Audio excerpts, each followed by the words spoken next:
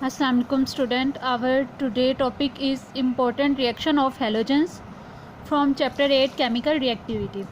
Chemical reactivity last chapter है. इसका हमारे पास टॉपिक है important reaction of halogens.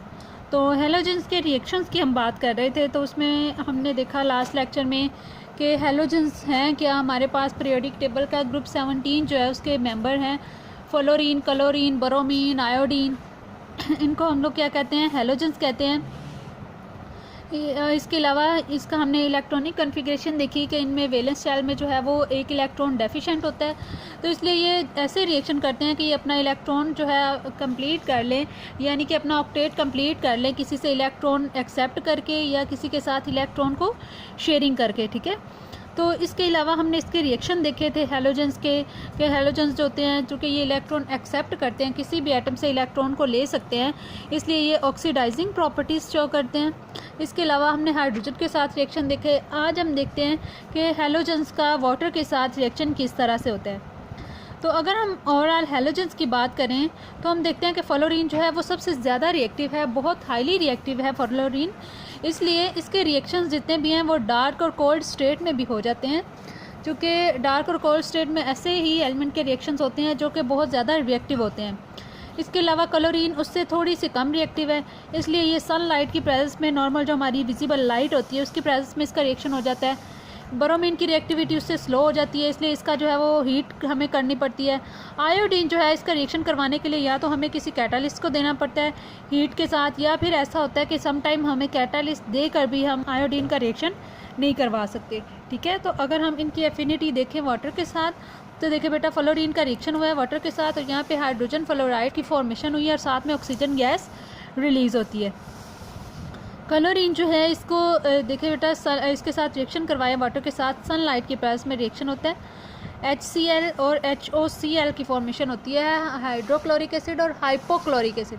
अब देखिए बेटा, हमारे पास ये वाला जो कंपाउंड है इसको यूज़ किया जाता है इस रिएक्शन को क्लीनिंग के लिए भी. स्विमिंग पूल का जो वाटर है ना, इसको क्लीन करने के लिए भी इसका इस्तेमाल किया जाता है. क्लोरीन गैस को जब हम पास करवाते हैं वाटर में से, तो यहाँ पे हमारे पास HOCl जो बना है ये फर्दर जो है वो ब्रेक हो जाता है, इसके फर्दर रिएक्शन होता है, ये OCl में कन्वर्ट हो जाता है. ठीक है, ये वाला जो है इसको नेक्स्ट जो है वो ये क्या करता है कि इसका इफेक्ट होता है, ये इसमें जितने भी जम्स वगैरह होते हैं इसको किल कर देता है वाटर में. तो इसको स्विमिंग पूल की क्लीन वगैरह करने के लिए भी इसको यूज़ किया जाता है इसको. इसके अलावा ब्रोमीन का देखें तो ब्रोमीन को हमें हीट करना पड़ा वही रिएक्शन करवाने के लिए जो सनलाइट की प्रेजेंस में क्लोरीन ने किया था, उसी रिएक्शन को करवाने के लिए हमें इसको हीट करना पड़ता है. आफ्टर हीटिंग इसका रिएक्शन होता है, हमारे पास HBr और HOBr बनते हैं. आयोडीन चूँकि सबसे स्लो है, इसलिए इसका नॉर्मल कंडीशन में या हीट करने पर भी इसका वाटर के साथ रिएक्शन नहीं होता. अच्छा, नेक्स्ट है बेटा रिएक्शन विद मीथेन. तो मीथेन हमारे पास CH4 है. इसका अगर रिएक्शन देखें तो फ्लोरीन जो है इसके साथ बहुत ज़्यादा रिएक्ट कर देती है, बहुत जल्दी रिएक्शन कर जाती है, इवन डार्क और कोल्ड स्टेट में भी.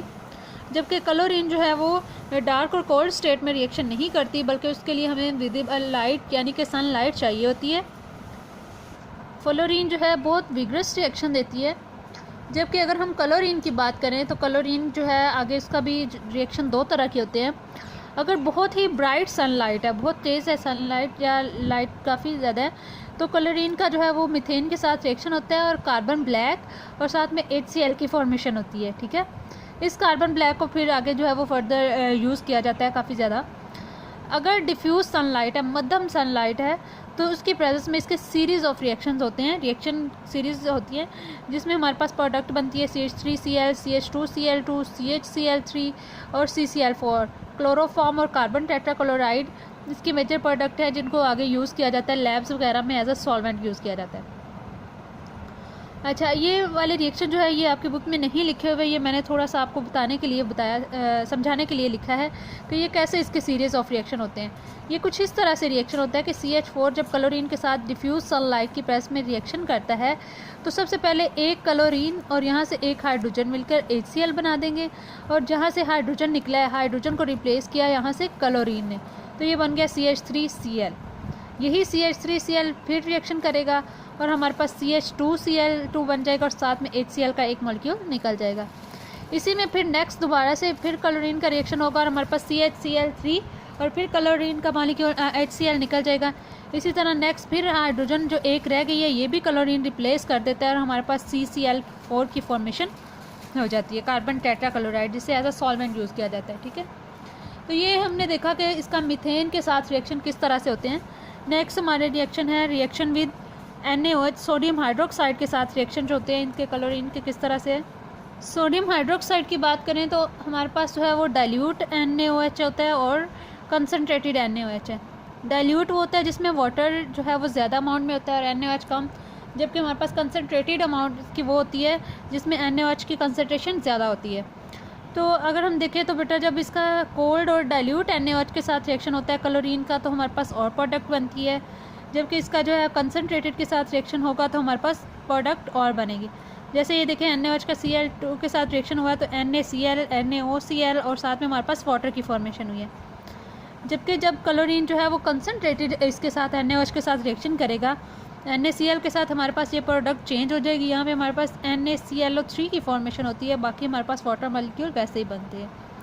तो ये बेटा हमारे पास जो है रिमेनिंग इसके रिएक्शन थे हेलोजन्स के, कि हेलोजन्स का जो है वो वाटर के साथ किस तरह से रिएक्शन होता है, और हमने देखा कि ये मीथेन के साथ सीरीज़ ऑफ रिएक्शन होते हैं क्लोरीन के।